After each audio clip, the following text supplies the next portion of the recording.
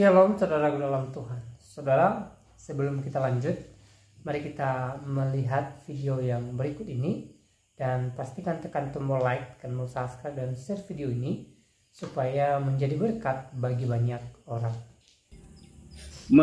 Menapik dan berkata Muhammad menikahi mantan istri anak-anak angkatnya, padahal Allah lebih patut untuk kamu. Oke, siapa di situ yang takut? Oke, padahal Allah lebih berhak engkau takuti. Siapa di situ? Kamu. Padahal Allah lebih berhak engkau takuti. Siapa di situ engkau? Manakala Said sudah menunjukkan di situ dia. Padahal Allah lah yang lebih berhak engkau takuti. Siapa di situ engkau? Adakah dijelaskan di sini siapa engkau? Jadi siapa di situ engkau? Makanya saya baca. Gimana nih orang ini? Tuhan, aduh. Lu, aneh deh gimana sih? Kamu yang bagaimana? Kamu yang enggak jelas. Ini orang, kamu yang enggak jelas. Ini orang gimana? Ini orang ini sakit kepala aku dibikin. Selalu ada yang setuju ke sesuatu, kamu langsung stop bahwa siapa yang ditakuti. Makanya tunggu penjelasannya. Saya jelaskan kayak gitu nah. Siapa di situ? Enggak. Kamu belajar ilmu, kamu sekolah sendiri, sekolah di rumah atau gimana? Oke lah, saya akui Anda tidak bisa menjawab ini. Sekarang Anda bertanya kepada saya kan? Kepada siapa saya belajar Al-Quran? Dengar, saya kasih tahu, dengarkan. Pertama-tama, saya seperti Anda persis. Kalau baca Al-Quran harus pergi ke Pak Ustadz.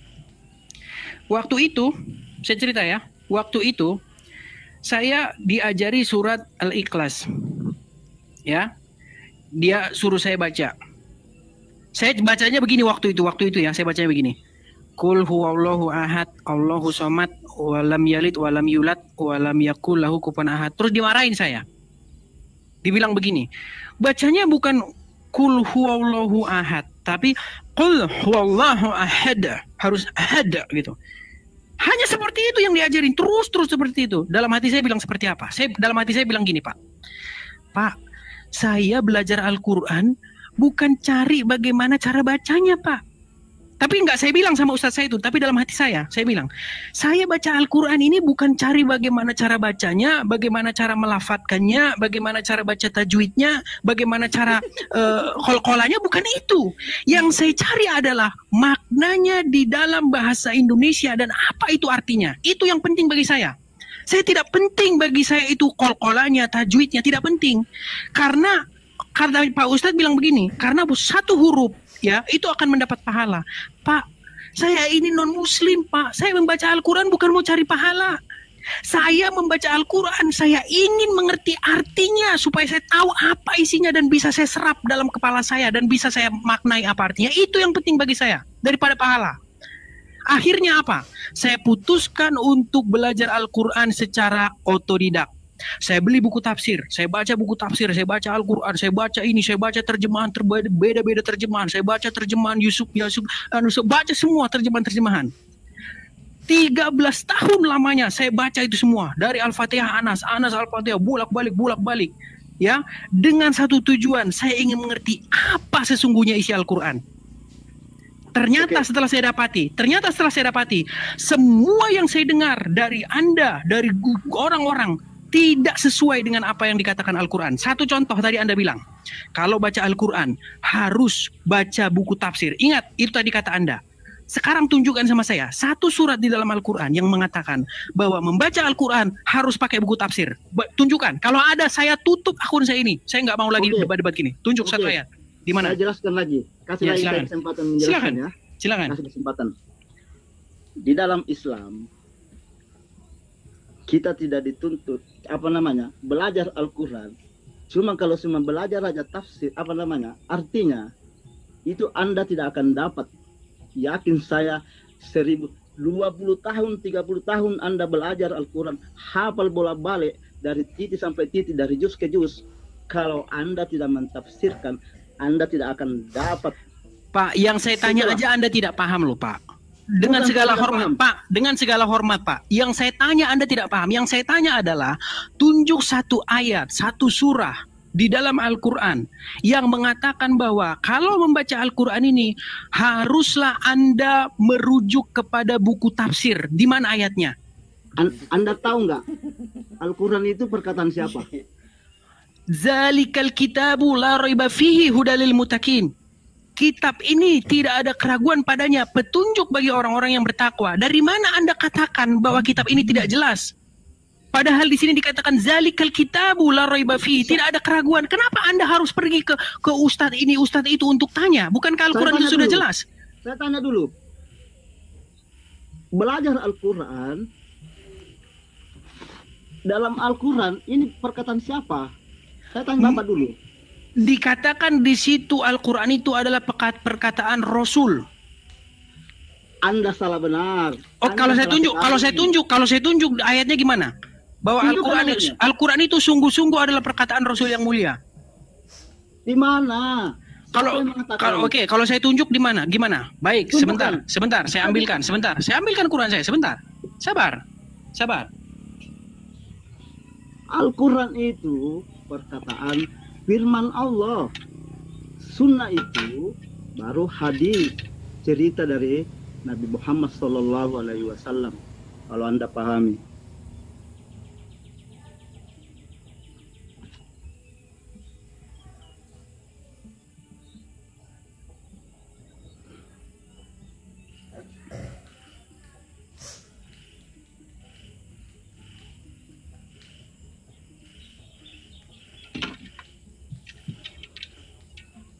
Katanya 13 tahun hafal Al-Quran.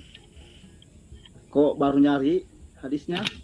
Bukan hadis, Pak. Saya cari ayat Al-Quran saya karena Al-Quran saya tidak ini. Oke, di dalam surat Al-Haqqah. Enggak, silakan buka surat Al-Haqqah. Pak, saya tidak pernah bilang saya hafal. Saya paham. Ya, saya bukan seperti Pak. Gini, ini tahu nggak kenapa? Di dalam Al-Quran saya belum pernah ketemu ayat yang menyuruh umat muslim untuk menghafal Al-Quran. Coba tunjukkan di mana ayatnya, hafalah Al-Quran ini. Kalau ada, saya tutup channel saya.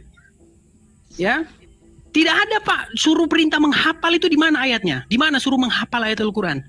Al-Quran itu tidak ada memang di sini dalamnya. Makanya ada. Kenapa kalian terus bilang hafal? Di mana suruh menghafal, di mana? Di ayat berapa disuruh menghafal? Hadis, Pak. Hafalan. Bagaimana kamu caranya kalau kamu tidak menghafal, kalau kamu sholat? Saya tanya Bapak. Yang saya tanya itu bukan ada orang yang hafal atau tidak. Yang saya tanya adalah perintah untuk menghafal. Oke, kembali lagi tadi pertanyaan Anda. Al-Quran perkataan siapa? Di dalam surat Al-Haqqah. Ya, di dalam surat Al-Haqqah ayat yang ke-40. Silakan buka, Pak. Al-Haqqah. Ya, silakan. Al-Haqqah. Ya. Al-Haqqah ayat yang ke-40, bacakan. Surat berapa itu? Surat Al-Haqqah, Pak.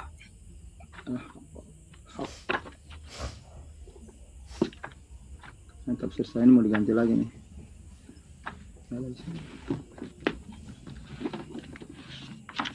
Coba dibaca sudah, sambil dibaca.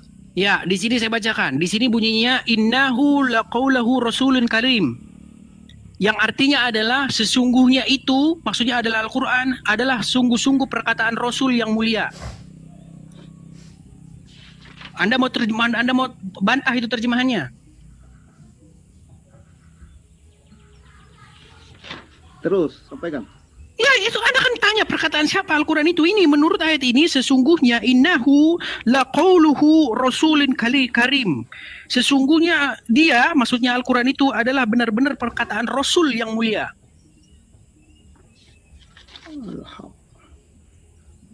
Tunggu ya, cari sini. Keberadaan surat Al-Haqqah aja Bapak tidak tahu itu dalam Al-Quran. Baik, saudara Tuhan, untuk videonya kita sudah simak percakapan antara Bang Edis TV dengan seorang bapak yang beragama Muslim. Nah, saudara dalam Tuhan, dari percakapan mereka di video tadi, ya kita boleh belajar satu hal, bahwa penting sekali bagi kita untuk saling menghargai tanpa harus mencari kelemahan agama orang lain gitulah. atau kitabnya orang lain. Kenapa saya katakan demikian? Karena selama ini ada orang-orang di luar sana yang berusaha membuktikan bahwa Alkitab itu banyak kelemahan, Alkitab itu palsu, Alkitab itu diubah-ubah, ya, dan Alkitab itu bukan firman Tuhan. Nah, saudara dalam Tuhan, kalau kemudian kita hanya memandang agama orang lain atau kitab orang lain dari perspektif kita, pastinya ya banyak kelemahan saudara dalam Tuhan, ya, menurut kita. Tapi menurut yang punya agama belum tentu juga gitu loh. Saya ambil contoh dari percakapan di video tadi, ya. Bang Edis TV menemukan bahwa Al-Quran itu merupakan perkataan Rasul. Nah, itu kan menurut si Edis TV, itu kan penemuannya gitu loh. Nah, perkataannya itu belum tentu benar menurut saudara-saudara kita yang muslim gitu loh, ya. Jadi itu kan hanya pendapatnya Edis TV, tapi yang punya agama belum tentu pendapatnya seperti itu. Pastinya berbeda. Pastinya mereka yakini bahwa Al-Quran adalah firman Tuhan gitu loh. Sama halnya dengan Alkitab, ya. Selama ini banyak orang beranggapan bahwa Alkitab itu bukan firman Tuhan gitu. Nah, itu kan menurut mereka. Sementara kami yang percaya Alkitab adalah firman Tuhan, maka kami aminkan hal itu, bahwa firman Tuhan atau Alkitab berisi firman Tuhan, berisi pesan-pesan Tuhan. Jadi sekali lagi, kalau kita hanya memandang agama orang atau kitab orang dari perspektif kita, maka pastinya agama orang atau kitab orang ada kelemahannya menurut kita, walaupun menurut yang punya agama ya tidak punya kelemahan gitu lah. Jadi poinnya ya, dalam ruang lingkup beragama, apalagi di Indonesia ini, ya, tidak baik kalau kita hanya mencari kelemahan agama orang lain. Tidak baik kalau kita hanya mencari kelemahan kitab orang lain, gitu loh. Karena orang lain juga bisa menilai agama kita, orang lain juga bisa menilai kitabnya kita, gitu loh, menurut perspektif mereka. Jadi tidak baik. Hal yang terbaik adalah kita sama-sama saling menghormati, saling menghargai, tanpa harus membicarakan agama orang lain, tanpa harus membahas kitab orang lain gitu loh. Ya, seperti yang saya bilang tadi, bahwa banyak orang di luar sana suka membahas Alkitab ya dengan pembahasan-pembahasan yang ngawur. Ya.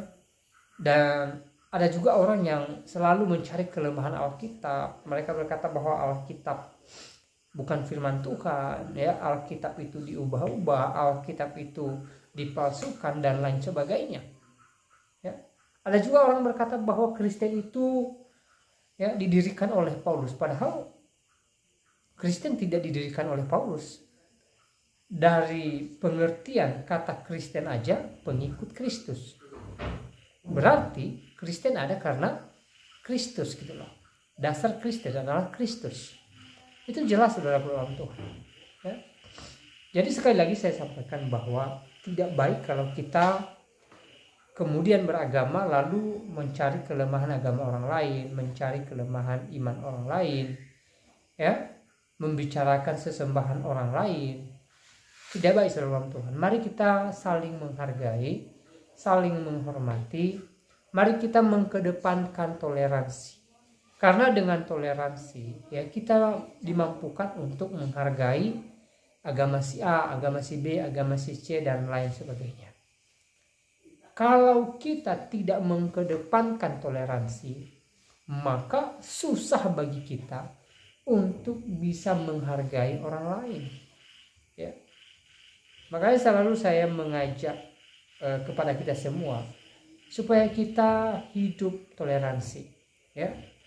Mari kita menghargai orang lain, menghargai agama orang lain, menghargai sesembahan orang lain, menghargai budaya orang lain, menghargai bahasa orang lain, dan menghargai perbedaan-perbedaan yang ada di antara kita, saudaraku dalam Tuhan. Sehingga